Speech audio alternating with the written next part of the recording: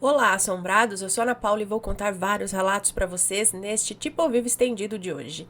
E aí, tudo bem? Eu espero que sim, que esteja tudo bem. Deixa eu só ver se tá tudo certo aqui. Já vou pedindo para você não se esquecer de deixar o like no vídeo, não se esqueça da loja assombrada e se ainda não é inscrito, se inscreva no canal. Bom, então vamos aqui pro relato primeiro de hoje, que é o assobiador. Olá, Ana e queridos assombrados. Deixa eu ver aqui, acho que é o moço. Ai, gente, perdão, eu tô com resfriado ainda. Então, chega uma hora que começa a vir os espirros, começa... Tá? Então, vamos tentar aí. O meu nome é Fulano e você pode me chamar de Fulano, e eu sempre quis escrever isso. Eu sou morador de uma cidade cearense. Sou um jovem de apenas 16 anos e bastante apaixonado pelos relatos que você conta diariamente. Meu sonho é conseguir uma das suas caixas assombradas. Eu acompanho o canal Assombrado há anos e sempre assisti os seus vídeos, não importa qual coletânea, seleção ou corte seja. Eu adoro todos. Sempre quis te mandar algum relato, Aninha, mas só tive alguns acontecimentos no mundo sobrenatural, como eu mesmo já ter ouvido o canto da ave da morte, a famosa rasga-mortalha, né? Aquela coruja, né?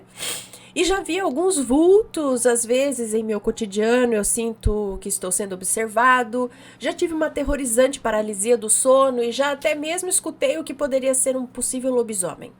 Mas hoje eu vou contar, perdão, a história do meu belo avô, que tem muitas histórias do mundo afora aí. Muitas histórias de assombrações e de aparições. Fico honrado em ouvir a sua voz contando uma das diversas histórias do meu avô. E vamos para o relato. Todos os nomes estarão trocados, caso haja necessidade de contá-los. Caso haja erros, peço desculpas. Tudo certo, vamos lá.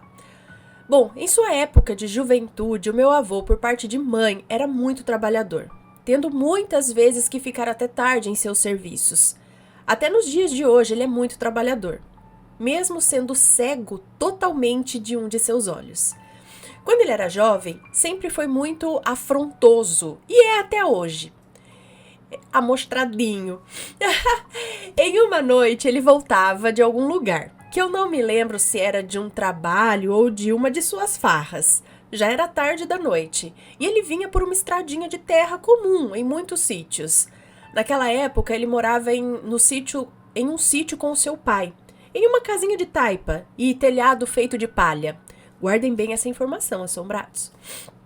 Ele estava vindo por essa estrada de terra tranquilamente. Sua casa ainda estava longe. Ele vinha por uma plantação enorme de bananeiras. Ele era um homem corajoso, sabe? Não temia nada, não.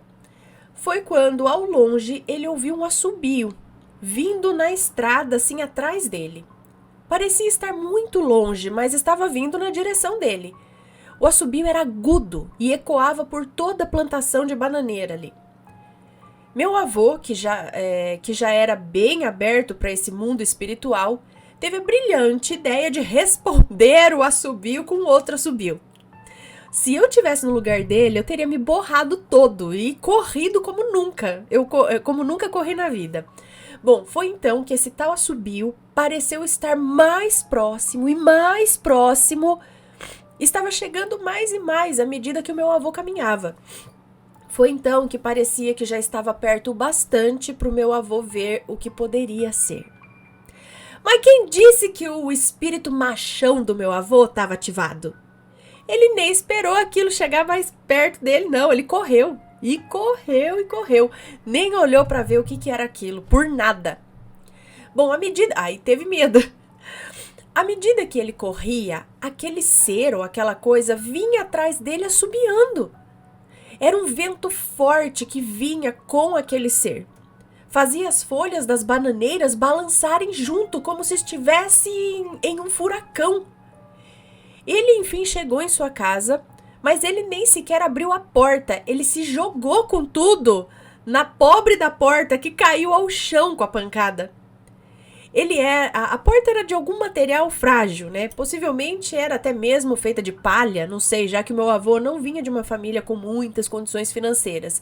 Bom, ele caiu ao chão e o seu pai, já pronto, o ajudou a se levantar.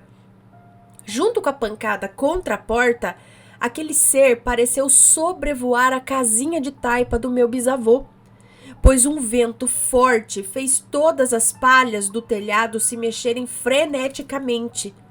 Talvez algumas até tenham se soltado com tremenda ventania que passou por elas.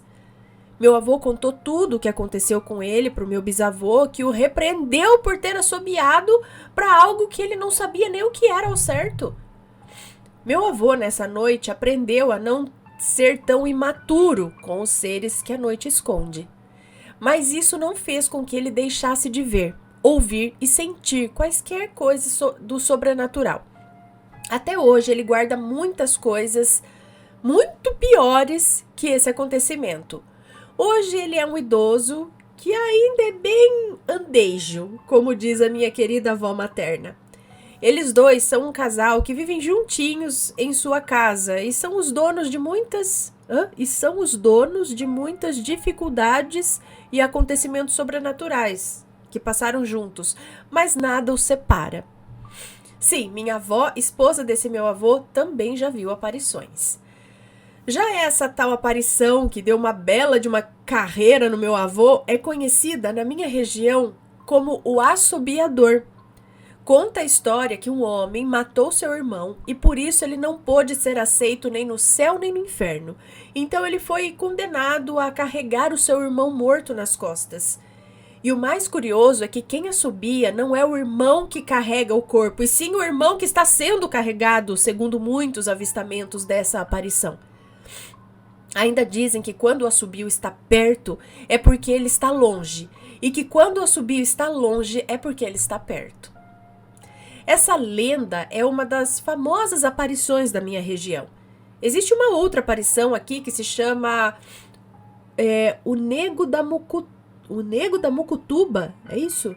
Uma entidade que vive na mata da Mucutuba, que tem a capacidade de se transformar em animais. E sim, o meu avô também já viu essa entidade. Talvez eu mande futuramente esse relato.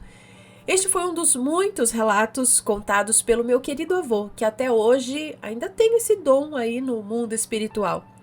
Um beijo, um abraço em você, Aninha, e até a próxima. Um beijo para você, muito obrigada. Então, minha avó também contava histórias desses tais assobios aí no meio do mato.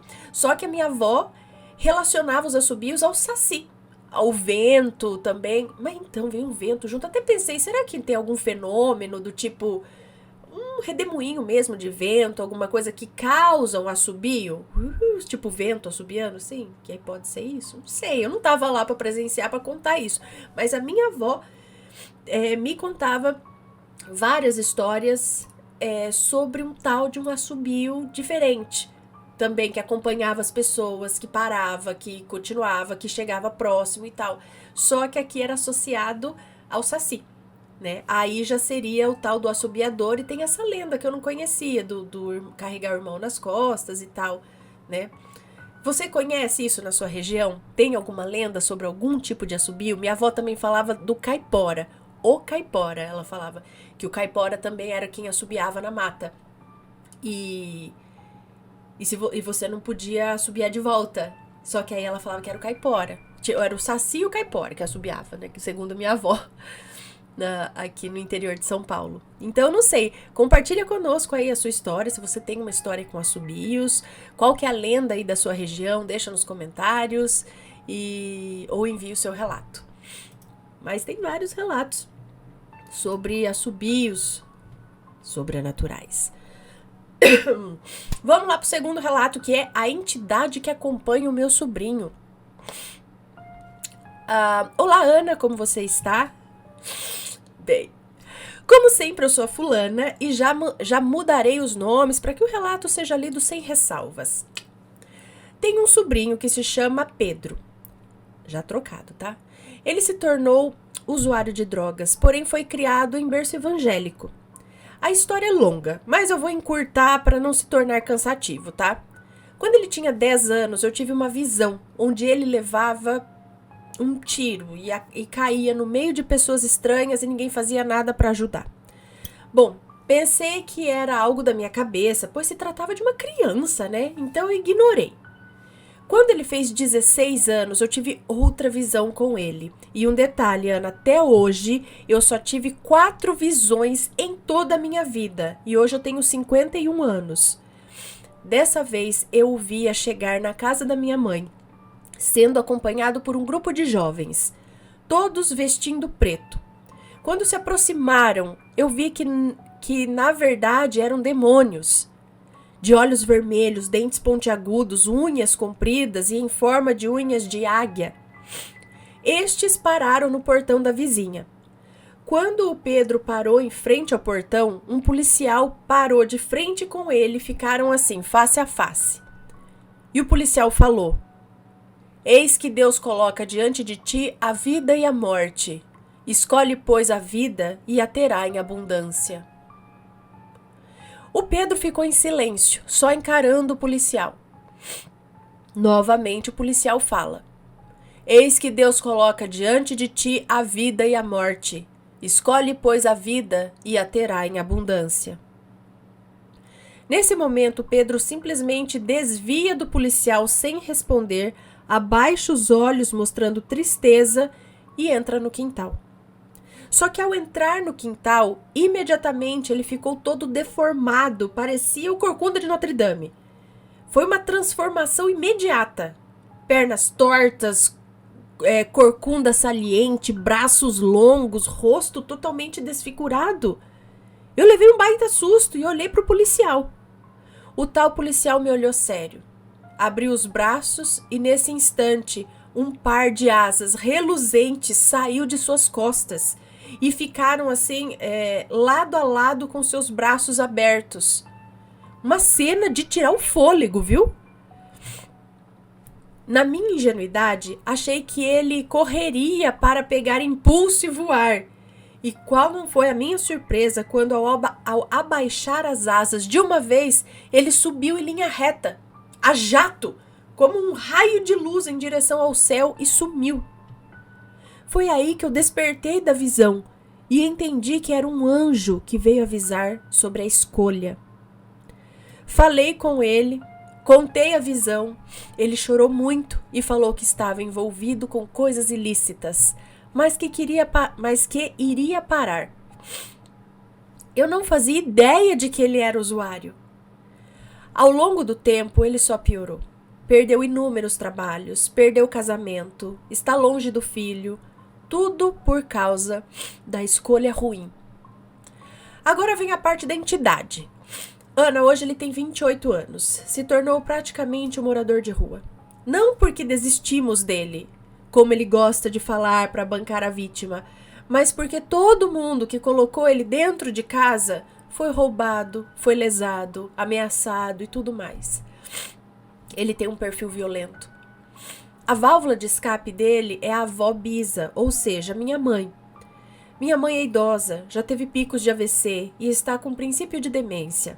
Eu cuido dela, ela é minha vizinha de muro, pois não aceita morar junto.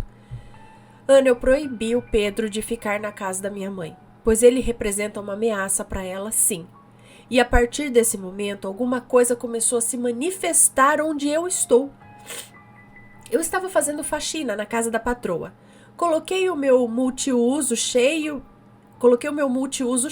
sobre a pia e virei as costas para limpar a mesa. De repente, ouvi um estrondo e o multiuso estava caído no meio da cozinha. Impossível! O produto estava cheio e caiu bem longe de onde eu coloquei. Eu tentei ignorar e fui lavar o quintal. Estou lá, bem tranquila, usando a mangueira, quando a mangueira começou a deslizar rapidamente e se soltou da torneira. Ana, até quando eu tenho que tirar a mangueira da torneira, eu sofro, pois é muito justa. E outra, parecia que alguém tirou e puxou a mangueira para perto de mim. Nesse instante eu fiz uma oração. Expulsei o que estava me perturbando. Oração fervorosa mesmo. E aí, a campainha começou a tocar. Fui várias vezes ver se tinha alguém na rua e não tinha ninguém. Desisti, deixei pra lá. Quando a patroa chegou, perguntei se a campainha estava com problema, e é óbvio que não. Provavelmente a entidade queria entrar na casa, já que na oração eu a expulsei. Quando cheguei em casa e fui contar para minha mãe o ocorrido, o Pedro estava na casa dela, e eu expulsei ele de lá. E ele saiu me ameaçando. Um mês depois, estou em casa limpando, quando de repente um copo de plástico começou a se mover sozinho sobre o lavabo. Eu fiquei em choque olhando aquilo. O lavabo estava seco. Como assim? Nesse dia, minha filha estava comigo e presenciou o fato. Ela ficou com medo e falou para chamar alguém para orar. No dia seguinte, o meu filho de 13 anos estava deitado na cama, quietinho, vendo TV. De onde eu estava, eu o via. Sorri para ele e ele devolveu o sorriso. Ana, parece que alguma coisa não gostou do nosso amor, porque no mesmo instante algo deu um golpe na cama, fazendo ela balançar e sacudir. O barulho foi tão alto que eu achei que a cama estava quebrando inteira. Meu filho saiu correndo e veio para perto de mim, branco feito papel. Eu o acalmei e falei que a cama estava mal posicionada, só para que ele não ficasse apavorado, mas eu sabia que não tinha nem como. Verifiquei tudo, nada quebrado. Nada que pudesse causar o tremor na cama e o barulho. Eu orei e fui na minha mãe e ele estava lá. Outra briga e ele foi embora, jurando não voltar mais. Ele já foi internado mais de 8 vezes. E numa dessas internações, uma entidade falou que andava com ele. Pensei, teremos problemas, pois não há comunhão entre luz e trevas. Na última faxina que eu fiz na patroa, aconteceu de novo. Limpei a parte de cima da casa e conforme eu vou limpando, já vou fechando a porta do ambiente limpo e vou pro próximo. No corredor tem uma mesa onde ficam as xícaras e a cafeteira. Os 3 quartos limpos e fechados. Peguei todas as xícaras, todas mesmo, e coloquei na cesta e levei para lavar lá na parte de baixo. Foi quando eu ouvi vários baques. Ao subir para ver o que era, todas as portas estavam abertas e havia uma única xícara na mesa. Impossível. Eu limpei a mesa antes de descer e faz 1 ano que eu tô lá. Nunca uma porta abriu. Quem dirá as 3 de uma vez? Organizei tudo e desci. No meu coração eu sabia que era outro ataque espiritual. Lavando a louça, deixei uma garrafinha de inox deitada sobre o escorredor de louça, porque eu mesmo já estava vazio. Saí 1 minutinho para ir na lavanderia e ouvi o barulho. A garrafinha foi arremessada para o outro lado da cozinha. Ana, eu cheguei a andar a casa toda, procurando para ver se tinha alguém me pregando uma peça e nada. Cheguei em casa e a minha irmã veio correndo falar comigo. O Pedro foi na minha mãe. Tomou várias cartelas de remédios dela pra... Olha, foi uma loucura. Deu ambulância, polícia e afins. Daí minha irmã conseguiu internar ele de novo. Ao chegar na casa dela, do nada o portão despencou. Um portão novo. A gaveta do armário também caiu e a porta do quarto dela abriu e fechou bruscamente. Ela ficou aterrorizada. Veio em casa me falar que agora acreditava em mim, quando eu falava que toda vez que o Pedro estava por perto, havia manifestações. Ana, tem muito mais, porém eu falei aqui as mais marcantes. Estão em oração pela vida dele, mas no meu íntimo, eu sei como isso vai terminar. Se tiver atualização, eu volto para te contar. Obrigada por ler, fica com Deus. Um beijo para você, muito obrigada. É muito triste isso, né? E é o que eu falo, uma coisa puxa a outra. Né? Ao entrar para essa vida, você se abre para que espíritos obsessores, baixos, também fiquem na sua cola. O que vai prejudicar ainda mais, te fazer se afundar ainda mais nessa vida e vai virando uma bola de neve. É muito difícil, né? Teria que ter ali um trabalho conjunto de desobsessão, né, espiritual, junto com uma desintoxicação física. Mas é difícil quando a pessoa às vezes não quer, é muito difícil. Eu espero que acabe tudo bem, né? Pro bem dele e de todos. Mas, os obsessores ficam ao redor. Só esperando uma chancezinha, ou cutucando aqui e ali, ó. Ó, ó. Próximo relato.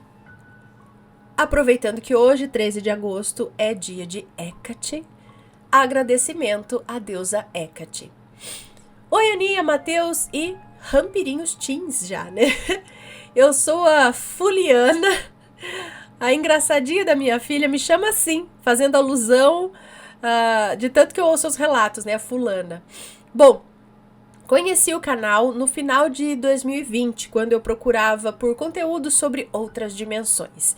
Eu tinha acabado de assistir Yesterday, é isso? E fiquei curiosa sobre o assunto.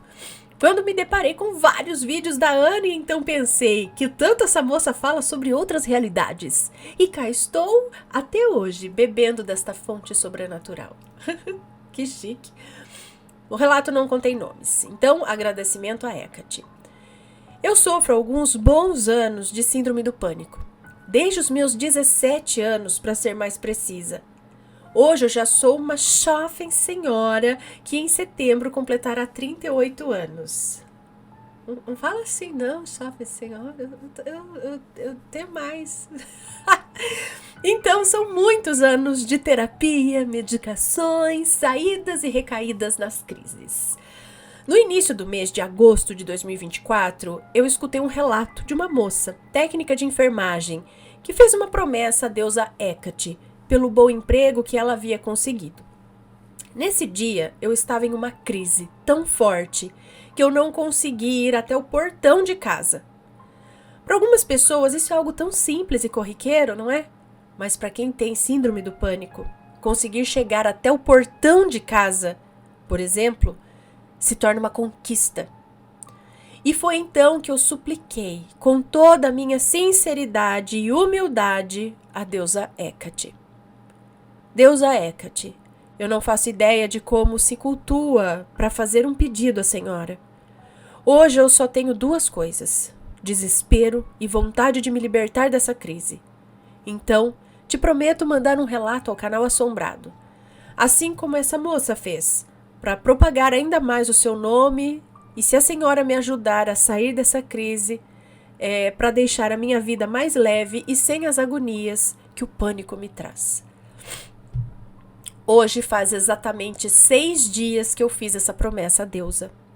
E desde então estou saindo da crise. Já consegui fazer já consegui fazer coisas simples, mas que antes eram quase impossíveis para mim. Eu aqui pago a minha promessa à deusa Hecate, que em um momento de puro desespero escutou os meus rogos. Gratidão, deusa Hecate. Obrigada, Aninha e Matheus. O canal mudou minha rotina. Hoje eu faço absolutamente tudo com vocês. Já perdi as contas de quantos bolos de casamento e aniversários fizemos juntas, Aninha. É nóis, só que eu quero raspar a panela, raspar a massa do bolo cru, que eu gosto. Mistura com chocolate ali, ó. Adoro. Eu sou confeiteira e já começo a minha produção acessando o YouTube e colocando no canal Assombrado. Mais uma vez, gratidão. Me desculpe os erros, com certeza por causa da falta de atenção mesmo. Um beijo pra você, muito obrigada. Que legal ver que tá dando tudo certo, né? E mais uma vez o que eu falo, a fé é muito importante, né? E ali ela sentiu de clamar a Hecate. E foi atendida, né? Muito bom. Próximo relato. Não sei o título, mas está aqui. Relatos da cidade de Montes Claros, Minas Gerais. Olá, segue o primeiro de muitos relatos da minha cidade que pretendo mandar para vocês. Olá, Ana, eu sou o fulano e vou contar vários relatos para você. Bom, eu sou um fulano, tenho 36 anos e falo aqui de Montes Claros, Minas Gerais, a maior cidade do norte de Minas. Mesmo sendo uma cidade relativamente grande, Montes Claros é cheio de lendas e causos que o povo conta. E o relato que eu vou partilhar com vocês hoje é um relato familiar, do seio da minha própria família. Aconteceu por volta dos anos 80, com a minha avó materna. Ela jura, de pés juntos, que viu a famosa Mulher de 7 metros, que assombrou a cidade naquela época. Ah, tem um outro relato aqui, não tem? Da mulher comprida lá? Minha avó sempre foi uma mulher muito ativa, animada, cheia de vida. De acordo com ela, o fato de não precisar pagar para andar de ônibus coletivo abriu muitas portas e proporcionou que a mesma conhecesse a cidade de cabo a rabo. Pois quando ela estava sem nada para fazer, ela pegava sua bolsinha, se arrumava e pegava um ônibus qualquer para dar uma volta na cidade. E uma noite quente, aqui o calor é proporcional a um sol para cada cabeça, ela pegou a lotação, né, o coletivo, o ônibus. Ela pegou a lotação 2601, é isso? Que passava no ponto no momento que ela chegava e foi lá dar sua volta. Rodou pela cidade toda e quando se cansou, já tarde da noite, ela voltava para casa quando passavam por uma zona um pouco mais afastada da cidade, com matagais e poucas casas, um bairro ainda em construção. Sabe aqueles bairros bem afastados que você sabe que está se afastando muito do centro porque começa a ver piscinas de polietileno azuis, a mostra, começa a ver piscinas de polietileno azuis, a mostra nas calçadas sendo vendidas e tal, vai ficando mais... E de acordo com ela, estava na frente do ônibus no lugar preferencial, quando o motorista efetuou uma freada brusca e esticou o braço apontando e perguntando: "O que é isso?" Todos do ônibus se jogaram para frente para as janelas, buscando saber do que se tratava. Pouco curiosos, graças a Deus, né? Minha avó fala que foi a visão mais horrenda que ela já presenciou. De acordo com ela, de imediato ela não entendeu o motivo da gritaria, porém reparou que havia uma espécie de pano branco e grandes pernas de cada lado do ônibus. Sim, Ana, havia uma pessoa de pernas abertas e o ônibus se encontrava embaixo de suas pernas. Algumas pessoas passaram mal e muitos saíram do ônibus pelas janelas quando se deram conta. Era uma mulher branca, muito branca. Mas eu não ia sair do ônibus, sair correndo, a mulher tá lá fora, um passo dela me alcançava. Era uma mulher branca, muito branca, uma roupa bem surrada e um cheiro estranho. Um cheiro azedo, dizia minha...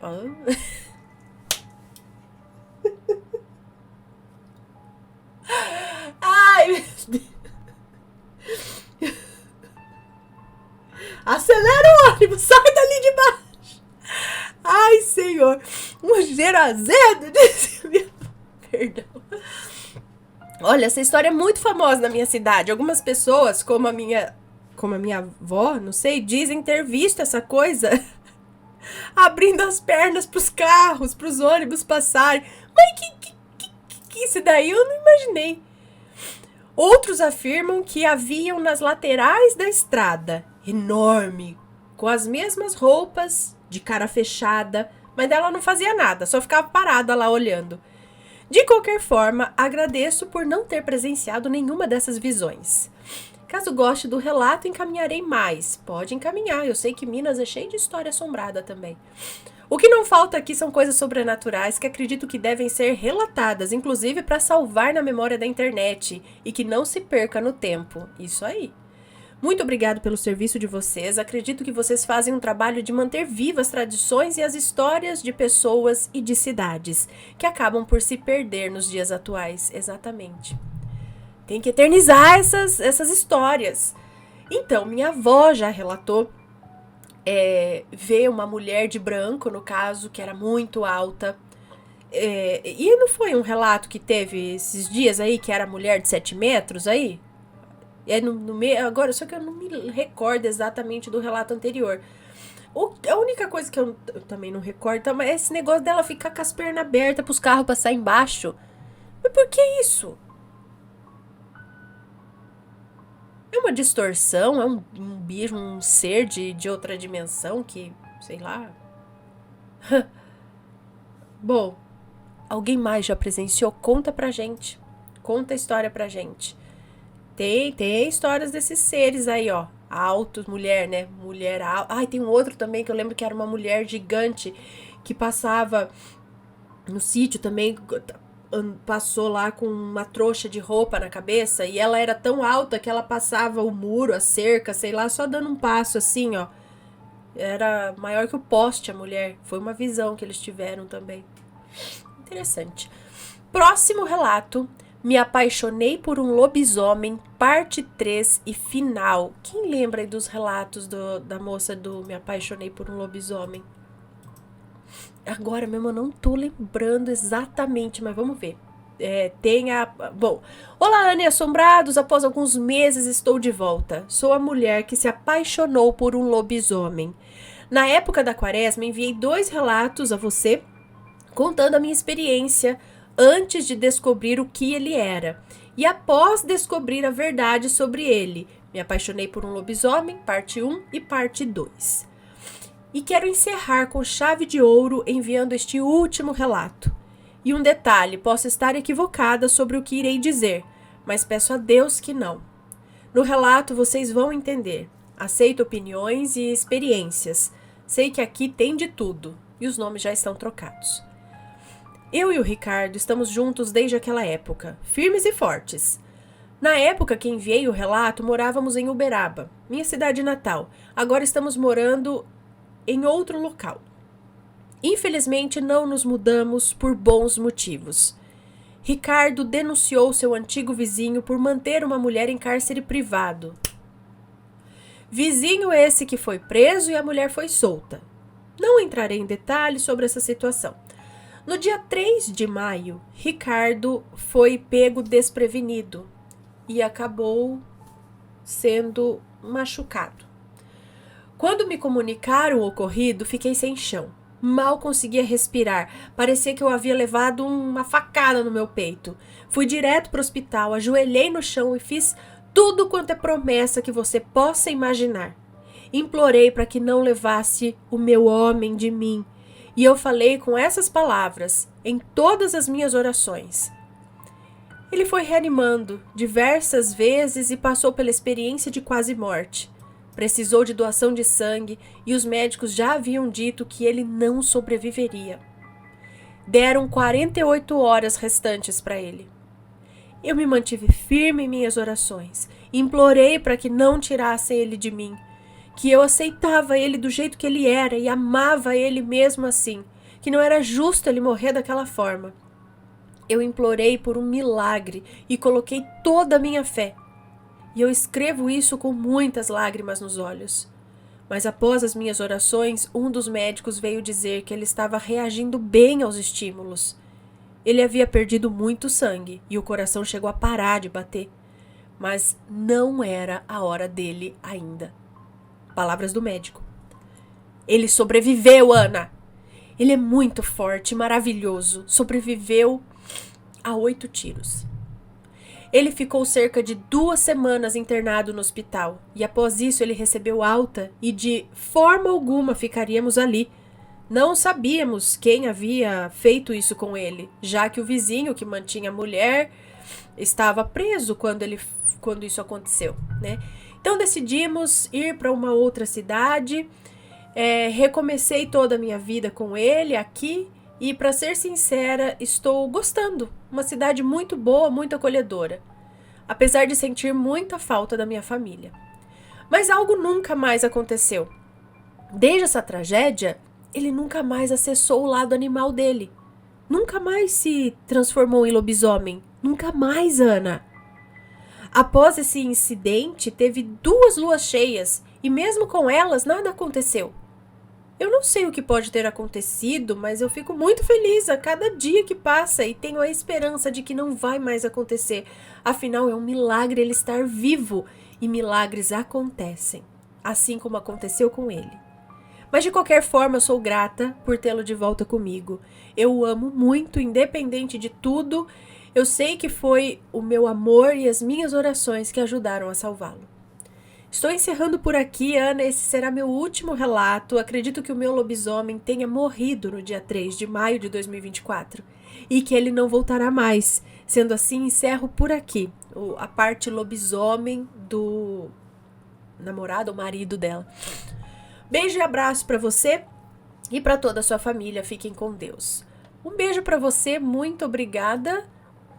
Gente do céu, será que alguma coisa aconteceu ali no impacto da coisa que foi tirado isso dele? Tomara, né? Tomara. Que fique tudo bem. Próximo e último relato, a menina. Último relato dessa coletânea de hoje. Olá, Ana, Matheus e Assombrados, sou a senhora Fulanitia e hoje venho agradecer a menininha que acho que é um espírito. Vamos ao relato. Nomes, locais trocados. Eu estou no 8º período de psicologia e com a situação financeira muito ruim e sem trabalho, eu já estava entrando em uma depressão e até tinha pensado em besteiras. Aí todos falam, você estuda psicologia, não pode ficar deprimida. E eu digo, antes de ser psicóloga, eu sou humana e todo ser humano pode ter dificuldades. Ou seja, o médico não pode ficar doente? Bom, e nesse dia eu chutei o balde. Eu tomei medicamentos para dormir e apaguei. Durante um dia e uma noite eu dormi. E foi aí que me apareceu uma menininha em sonho, linda, que me disse o seguinte: Tia, não fica triste assim não. Eu e o vovô estamos com a senhora e estamos preparando uma coisa muito boa para você. Assim eu acordei no hospital, pois como eu não acordava, os meus pais me levaram para lá. E naquele mesmo dia consegui um estágio na escola tal, onde começarei em setembro. Não sei quem é essa menina, porém creio que ela seja um herê e veio me ajudar. E gostaria muito de agradecer a essa menina e escolhi fazer isso aqui neste canal. Bom, Ana, esse é o meu relato e agradeço se puder ser lido. Beijos a todos. Um beijo para você, muito obrigada. Eu pensei nisso também, que era um herê falando também de um preto velho, né? O vovô. Ela falou eu e o vovô. Que talvez sejam ali os seus protetores e tal, que estão ali, né? Fala, calma, tá difícil, mas vai melhorar, né? Nossa vida é assim, né? Não tá sempre tudo lindo e também não vai ficar sempre tudo né? Uma hora o negócio é calma que as coisas andam, né? E aí, tá vendo? Andou e deu tudo certo. Bom, pessoal, esses foram os relatos de hoje. Espero que tenham gostado. Um grande beijo pra vocês. Se for comentar, que seja sempre com respeito. E se tem uma história, envia pra gente. Um grande beijo pra vocês e a gente se vê no próximo relato. Beijos e fui! Tchau, tchau!